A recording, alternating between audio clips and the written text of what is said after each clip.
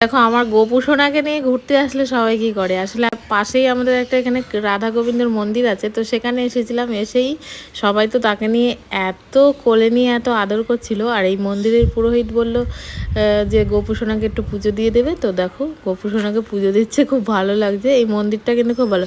রাধে রাধে, হরে কৃষ্ণ বন্ধুরা, তোমাদের সকলকে জানাই কৃষ্ণময় শুভ সকাল। তা আমি কিন্তু ভোরবেলা উঠে পড়েছি। উঠেই আমার যা কাজ সেগুলো সেরে স্নান সেরে চলে আসলাম আমি কেশবের ঘরে। আর কেশবের ঘরে এসে আগে তো আমার প্রথম কাজ হয় ওদের ঘুম থেকে আদর করে তোলার, তুলে বেড কভারটা চেঞ্জ করে দেওয়ার।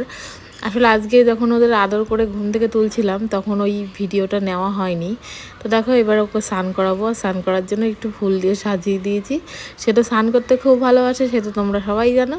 তো দেখো স্নান করবে আর তোমরা দেখতে থাকো। আর সে দেখো হাসছে, দেখো একবার, মানে ওর যখনই মাথায় জল পড়ে ও এতটাই খুশি, আর মুখটা কেমন একটা হাসি হাসি ভাব হয়ে যায়।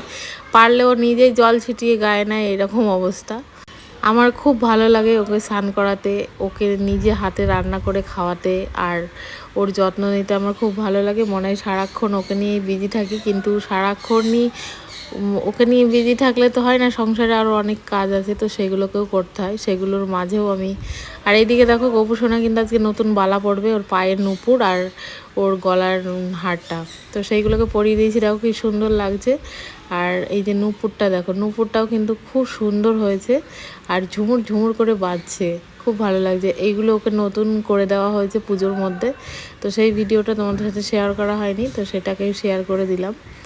আর পা দুটো দেখো কি সুন্দর লাগছে দেখতে, দারুণ লাগছে। আমার তো খুব ভালো লাগে আমার সোনাকে সাজিয়ে গুছিয়ে রাখতে, তো আমি চেষ্টা করি, হয়তো ঠিকঠাক করে উঠতে পারি না। আর এই যে গলার হারটা অনেক দিনেরই ছিল চেনটা, তো ওইটাকে একটু পালিশ করে নিয়েছি, কারণ ওটা কালো হয়ে গেছিলো, অনেক দিন ব্যবহার করলে কালো হয়ে যায়।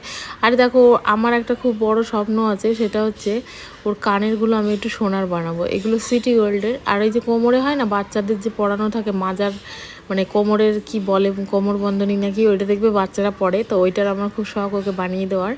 জানি না শখটা কবে পূরণ হবে, তো তোমরা আমার পাশে থেকো, তাহলে অবশ্যই পূরণ হবে। আর রাধারানীর কৃপা থাকলে তো স্বপ্ন পূরণ হতে বেশি টাইম লাগে না, তো দেখা যাক কবে পূরণ হয়। তো দেখো স্নানের পরে বাবু আমার সেজে গুজে বসে আছে। একবার দেখো চোখ দুটো দেখো, আর সোনাকে দর্শন করো। আর এবার আমি চলে যাব ভোগের ঘরে। তো এবার আমি ভোগ বানাবো। ভোগের জন্য আমি এখানে কুমড়ো, পুঁই শাক, আর নিয়েছি তোমার বেগুন, পটল, আলু, সব রকম সবজি দিয়ে একটা সবজি হবে। আর আজকে কিন্তু গোপু সোনার আজকে ভোগে কিন্তু খিচুড়ি হবে। আমি খিচুড়িটা মাঝের মধ্যেই করি, কারণ আমার গোপু কিন্তু খিচুড়ি খেতে ভালোবাসে। আর এখানে 3 রকম ভাজা হবে, সেটা হচ্ছে বেগুন ভাজা, পটল ভাজা, আর হবে কুমড়ো ভাজা। রাধারানীর কিন্তু কুমড়ো প্রিয়, তো সেই জন্য আমি চেষ্টা করি মানে প্রত্যেক দিনের রান্নাতে একটু কুমড়ো, গাটিকচু এগুলো রাখার। তো ওই দিকটাই আমি ইয়েটা বসিয়ে দেবো, খিচুড়িটা বসিয়ে দেবো। আর এইদিকে আমি মানে তরকারিটা বসিয়ে দিয়েছি, ভাজাটাও হয়ে গেছে। দেখো তরকারিটা এই যে, দেখো রান্নার পুরো ভিডিও সবসময় আমার রান্নার চ্যানেলেই পাবে। এখানে আমি কোনো রকম একটু দেখাই তাই, কিন্তু আমি পুরো রান্নাটা তো দিতে পারি না, কারণ পুরো ফুল রান্না গোপালের সেবা যদি দিই ভিডিওটা অনেকটাই বড় হয়ে যাবে। তো সেই জন্য এখানে মাঝের মধ্যে মানে কী করছি সেটাই তোমাদের দেখানোর জন্য একটু একটু শেয়ার করি।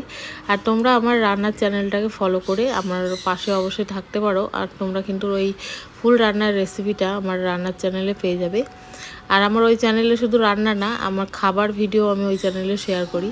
তাই দেখো ভোগ দর্শন করো। আজকের ভোগে কিন্তু ছিল খিচুড়ি, পাঁচমিশালি তরকারি, বেগুন ভাজা, আর পটল ভাজা, আর কুমড়ো ভাজা।